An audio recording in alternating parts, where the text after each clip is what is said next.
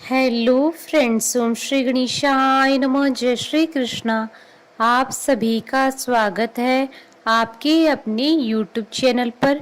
Friends, आज हम आपको इस वीडियो में बताने जा रहे हैं कि श्री कृष्ण जन्माष्टमी का शुभ मुहूर्त, व्रत पालना का समय, पूजा विधि, महत्व, श्री कृष्ण जन्मोत्सव की कथा और श्री कृष्ण जन्माष्टमी पर भगवान श्री कृष्ण को प्रसन्न करने के उपाय और मंत्र के बारे में। फ्रेंड्स, वीडियो शुरू करने से पहले आपसे रिक्वेस्ट है, अगर आप हमारे चैनल पर नए हैं और आपने अभी तक चैनल को सब्सक्राइब नहीं किया है तो प्लीज़ सब्सक्राइब कीजिएगा चैनल को, साथ ही प्रेस कीजिएगा बेल आइकन को, जिससे नए वीडियो से रिलेटेड नोटिफिकेशन आपको तुरंत प्राप्त हो सके।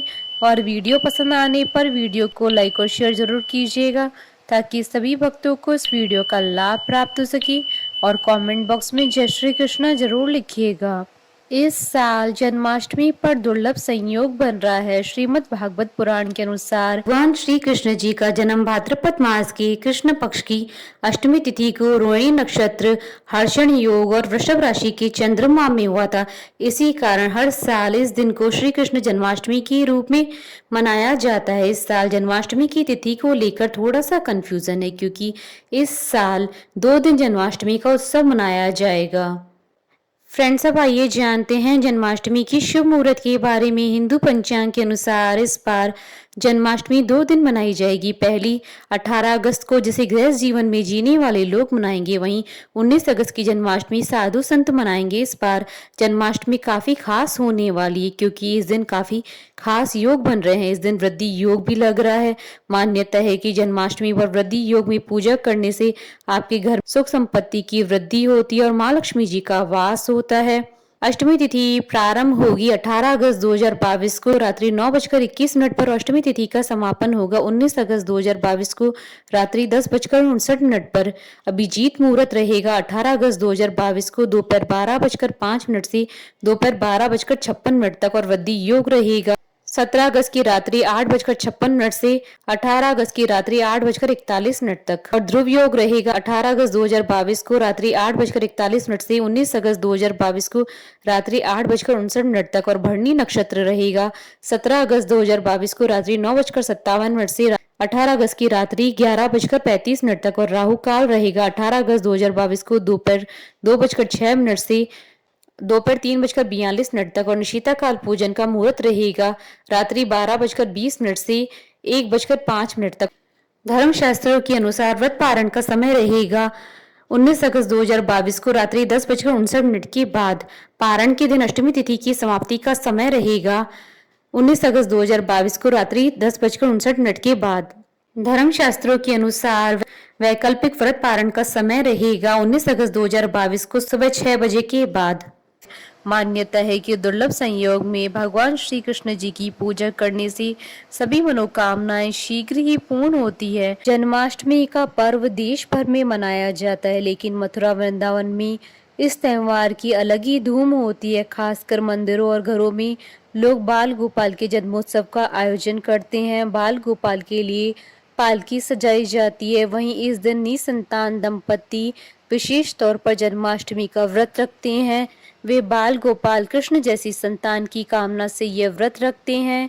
धार्मिक मान्यताओं के अनुसार भगवान विष्णु जी ने धर्म की स्थापना के लिए श्री कृष्ण के रूप में जन्म लिया था। इस दिन व्रत धारण कर श्री कृष्ण का स्मरण करना अत्यंत फलदायी होता है। शास्त्रों में जन्माष्टमी के व्रत को व्रतराज कहा गया है। भविष्य पुराण में इस व्रत के संदर्भ में उल्लेख है कि जिस घर में यह देवकी व्रत किया जाता है, वहां अकाल मृत्यु, गर्भपात, वैधव्य, दुर्भाग्य तथा कलह नहीं होती है। जो एक बार भी इस व्रत को करता है, वह संसार के सभी सुखों को भोग कर विष्णु लोक में निवास करता है। अब आइए जानते हैं जन्माष्टमी पर भगवान श्री कृष्ण जी को प्रसन्न करने के लिए किए जाने वाले उपाय और मंत्र के बारे में।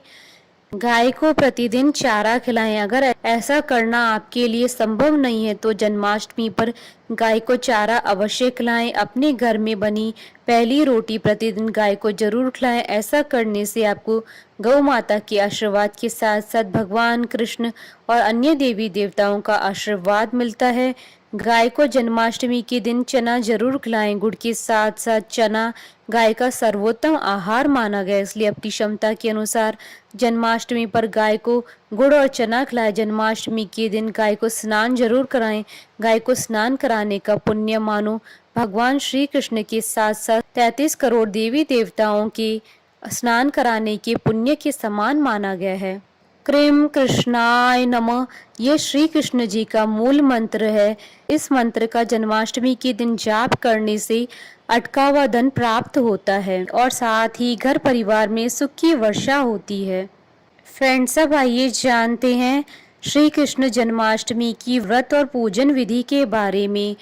इस व्रत को बहुत से भक्त निर्जला भी रखते हैं और मध्य रात्रि में भगवान के जन्म के बाद जल और फल ग्रहण करते हैं। वहीं कुछ लोग फलाहारी व्रत रखते हैं, लेकिन पूजा विधि के नियम सभी के लिए एक ही होते हैं। जन्माष्टमी का व्रत करने वालों को सप्तमी तिथि से सात्विक भोजन करना चाहिए। इसके बाद अष्टमी तिथि को सुबह स्नान करके बाल गोपाल की पूजा करें और व्रत का संकल्प लें।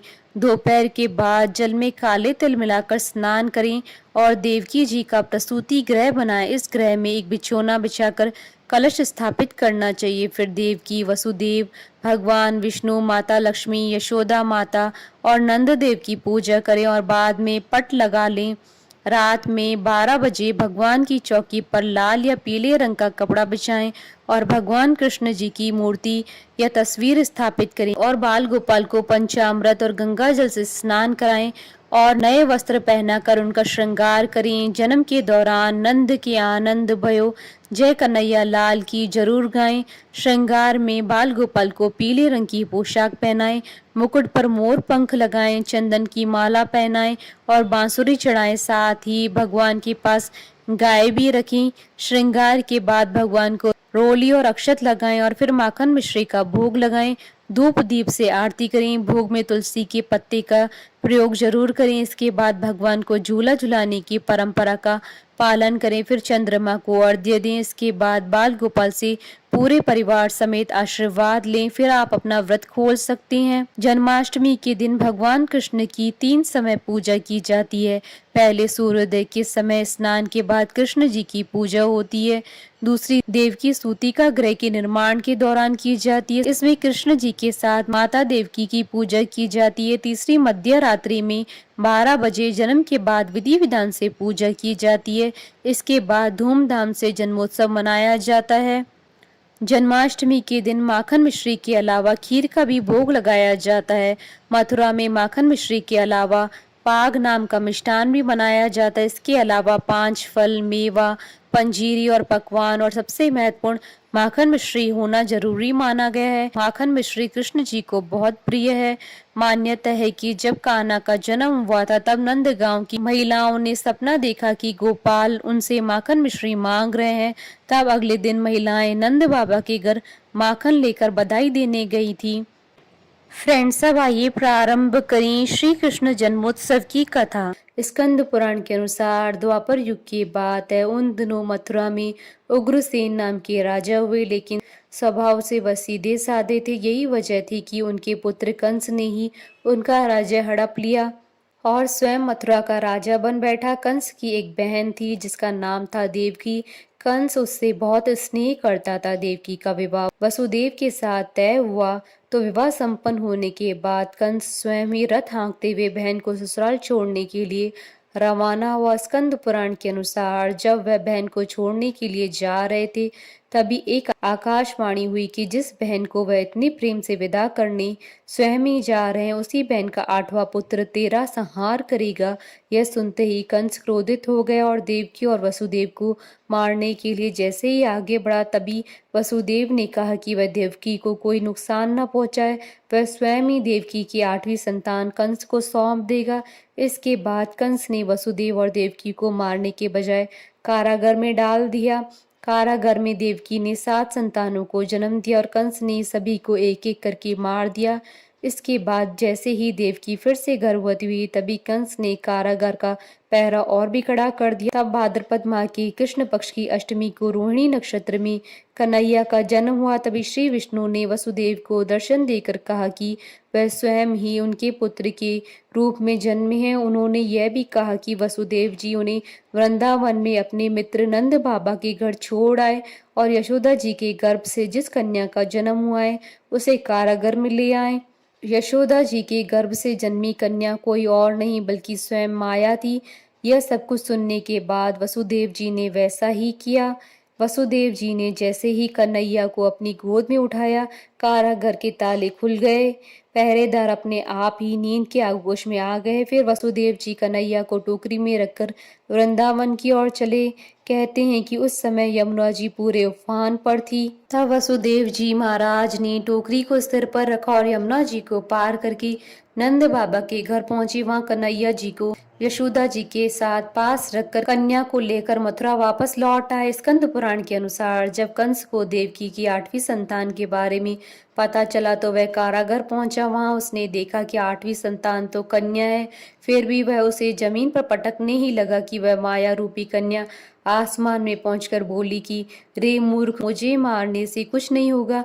तेरा काल तो पहले से ही वृंदावन पहुंच चुका है, वह जल्दी ही तेरा अंत करेगा। उसके बाद कंस ने वृंदावन में जन्मे नवजातों का पता लगाया। जब यशोदा जी के लल्ला का पता चला तो उसने मारने के लिए कई प्रयास किए, कई राक्षसों को भी भेजा, लेकिन कोई भी उस बालक का बाल भी बांका नहीं कर पाया।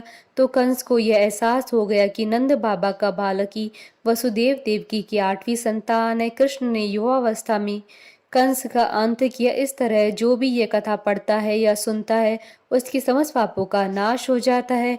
बोलिए भगवान श्री कृष्ण की जय। हमारे साथ इस वीडियो में अंत तक बने रहने के लिए आपका धन्यवाद। ओम श्री गणेशाय नमः। जय श्री कृष्ण।